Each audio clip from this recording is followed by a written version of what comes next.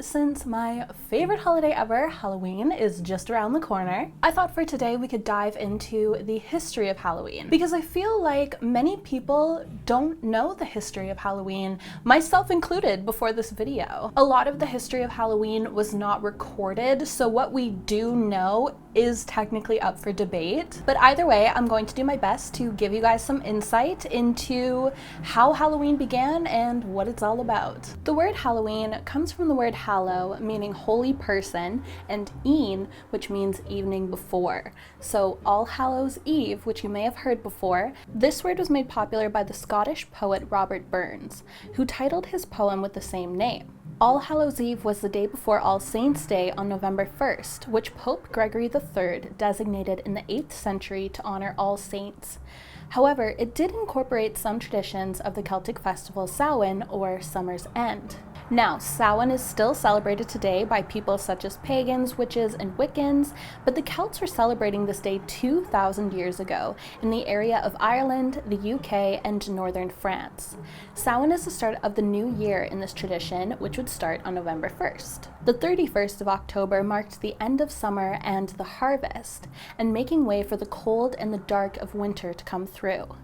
And as late fall and the start of winter can be associated with death, this day was often used as a means to come together and gather resources for the winter months. Celts also believed that on October 31st, the veil between the worlds was very thin, making it easy to communicate with the other side, and for spirits to make their presence known to them as well. This blurring of the veil also helped those gifted in the divinatory arts to make easier predictions about the future, and these predictions were revered for being a source of comfort and guidance during the winter months. To mark this day, large bonfires were built, where people would burn crops as offerings to the deities, and costumes would typically be worn, which were usually made of animal skins, and people would tell each other's fortunes to one another. When this was over, the hearth fires would be lit with the fire from the sacred bonfire, which would help to keep them safe during the winter.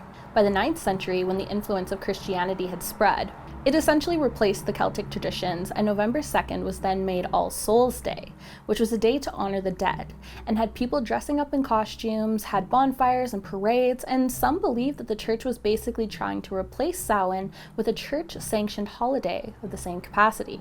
Some believers of the Christian faith have expressed a lot of concern over their belief that Halloween is a satanic holiday because of its origins with a more pagan tradition. But for the record, Celts, pagans, etc. did not and do not worship the Christian devil. When it comes to the relation of witches to Halloween, however, there is a legend that states that on Halloween, a priest was walking on a country road when he saw bonfires burning and people dancing around the fire with costumes and holding torches. The way that the moon was positioned in relation to the fire made it appear that the people were flying in the air.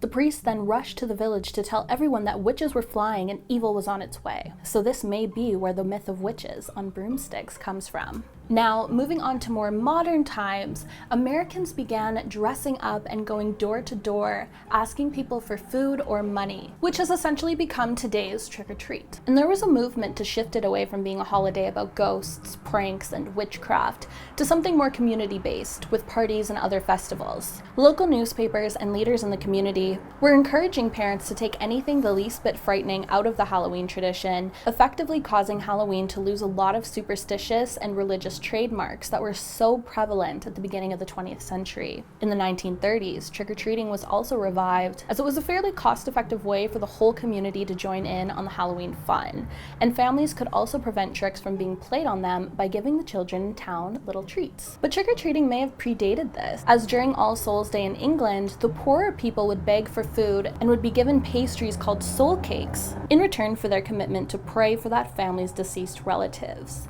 This giving of soul cakes was encouraged by the church so that food wasn't being left out for roaming spirits, and this practice was eventually adopted by the children, who would do the same thing and be given ale, food, and money. People used to think that on Halloween, ghosts would come back to the physical plane, and if they left their homes, they would encounter ghosts. So in order to avoid being seen by these spirits, people would wear a mask if they were leaving their homes during the night, so that the ghosts would mistake them as ghostly friends.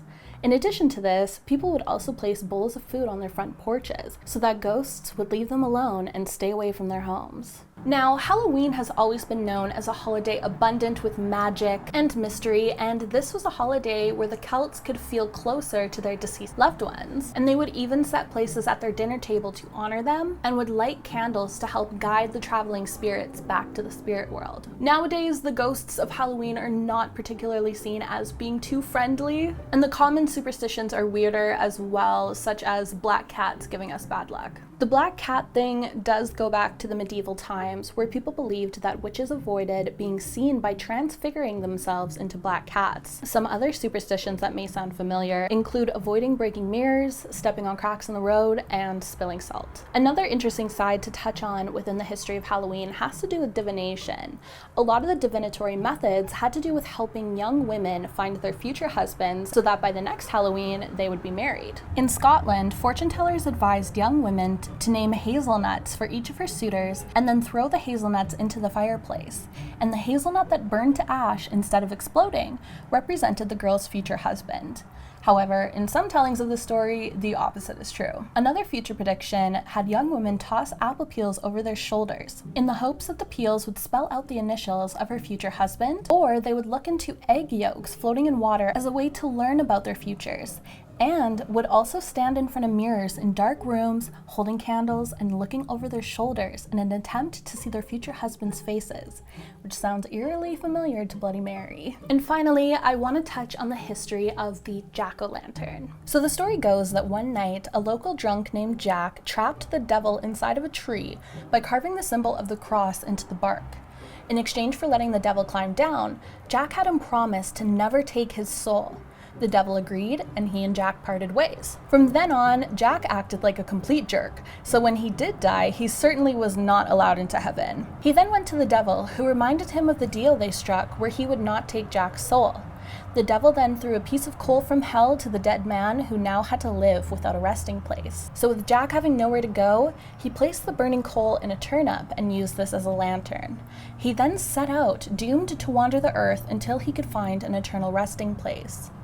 People would see this ghostly light and would then place lights within their own hollowed out root vegetables in order to keep Jack away from them, eventually settling on pumpkins as the ideal light holder, giving us the name the jack-o'-lantern. And that's basically a brief history as to how Halloween has come to be and where its origins lie. It's really interesting to think how far back this holiday actually goes and how many different traditions it has roots in. So please let me know your thoughts and opinions, and if you are new to my channel, please be sure to give this video a like and subscribe if you've not already.